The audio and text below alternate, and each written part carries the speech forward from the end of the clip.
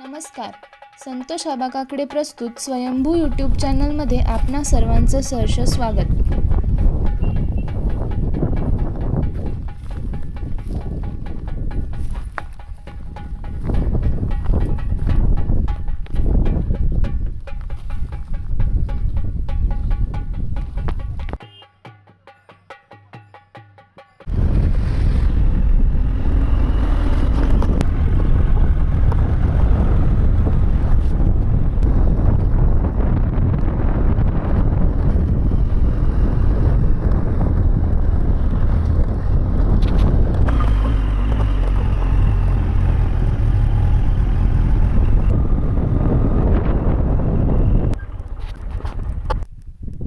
नमस्कार. आपण आलो आहोत साकुर्डे, तालुका पुरंदर. जेजुरीच्या अगदी जवळ असणारं हे गाव. या साकुर्डेमध्ये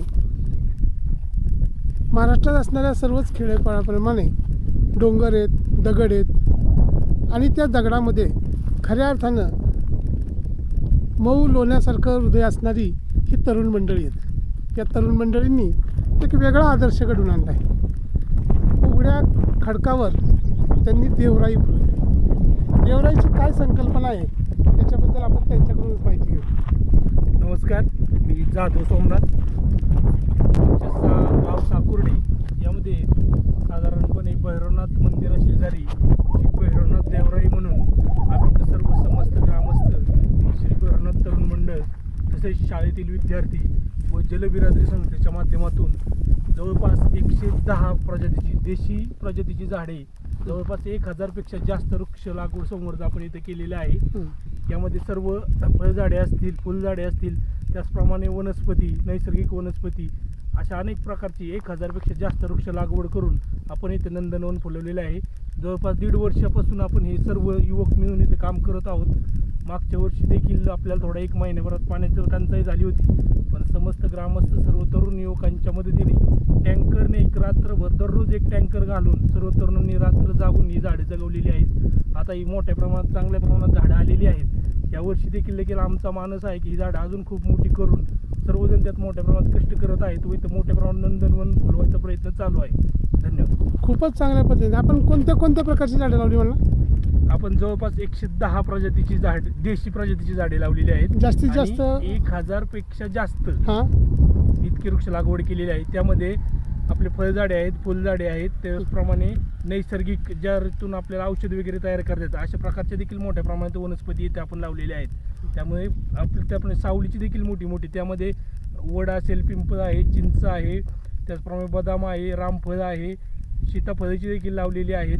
त्याचप्रमाणे दुरंगी बाभूळ आहे, बेल आहे, अशा अनेक प्रकारची जवळपास 1000पेक्षा जास्त आपण झाडं इथं लावलेली आहेत.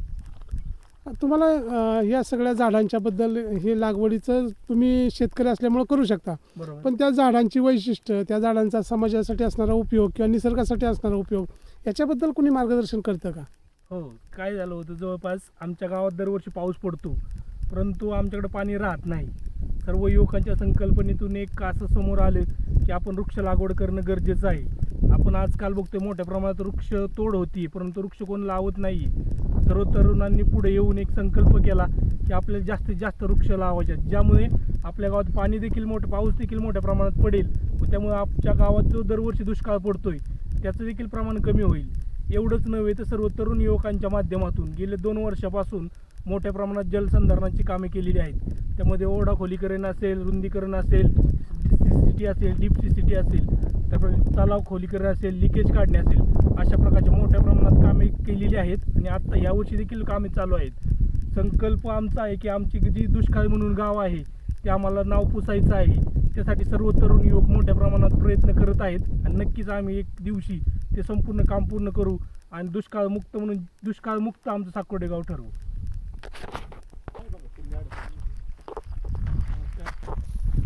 सर्वसाधारण पाहिलं तर आपले गावातील ज्येष्ठ आणि सामाजिक कार्यकर्ते सुरेश तात्या सस्ते यांचं एक खरं स्वप्न होतं की या टेकडावर देवराई उभी राहिली पाहिजे.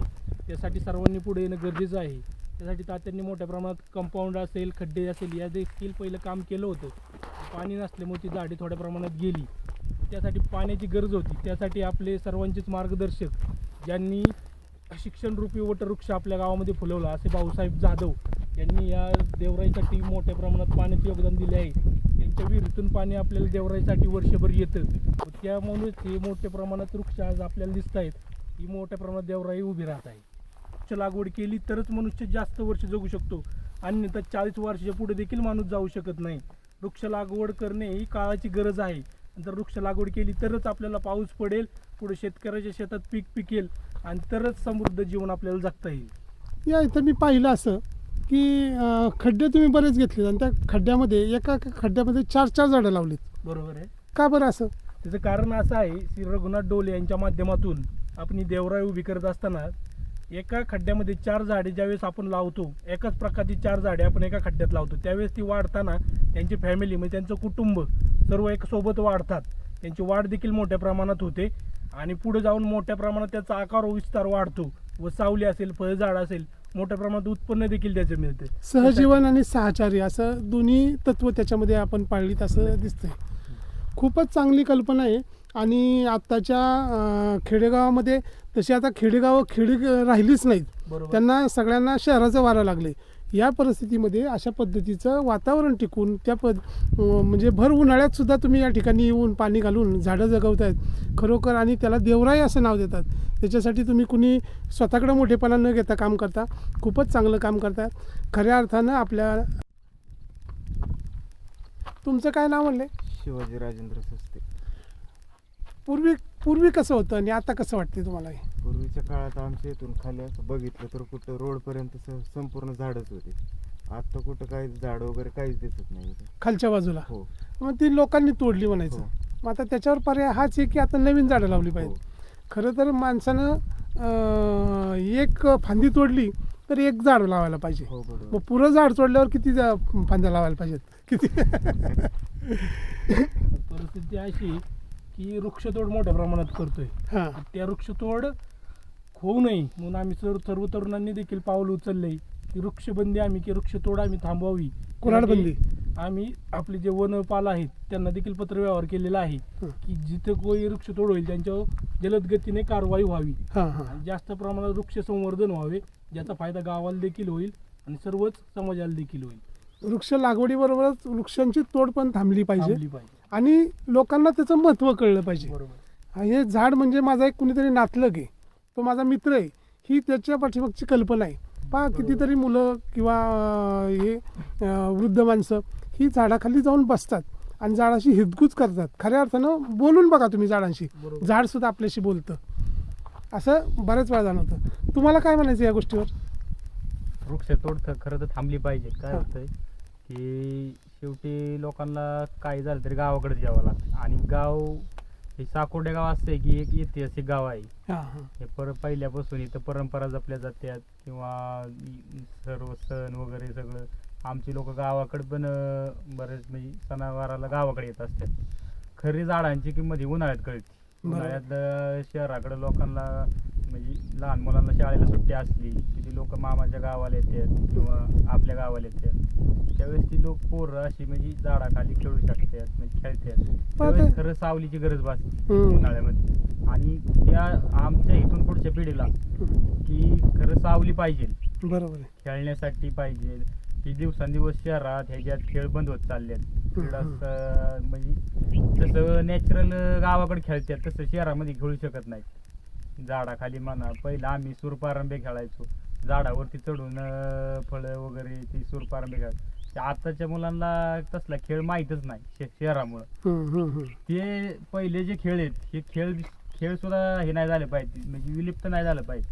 आणि सण हे वार हे सगळं, त्यामुळं झाड ही पाहिजेतच. प्रत्येक सणापाठीमागे एक संदेश आहे आणि प्रत्येक वेळेला तो सण निसर्गाशी काहीतरी बांधले. म्हणजे तुमचं नागपंचमी असू द्या, कवाय ना लोक गावाकडे आली. हो. आता युद्धाच्या काळात सुद्धा लोकांना ज्यावेळेस गॅस बंद झाला, गॅसची थोडी मंदी जाणवली, बरीचशी लोक गावाकडे म्हणजे रोज कामाला जात आहेत पण गावाकडे येऊन अपडाऊन करत आहेत. म्हणजे काय कवाय ना कोणतं काही युद्ध होऊ द्या किंवा आजाराची महामारी होऊ द्या, लोकांना गावाकडे यावंच लागते. बरोबर आहे. गावाशिवाय गावाशिवाय पण पर्याय मला एक कळत नाही आता ह्याच्यासाठी पैसे कसे तुम्ही उपलब्ध करता? कारण हा खर्च होतच असतो ना. बरोबर, खर्च हा होत असतो आणि खर्च हा मोठ्या प्रमाणात आहे.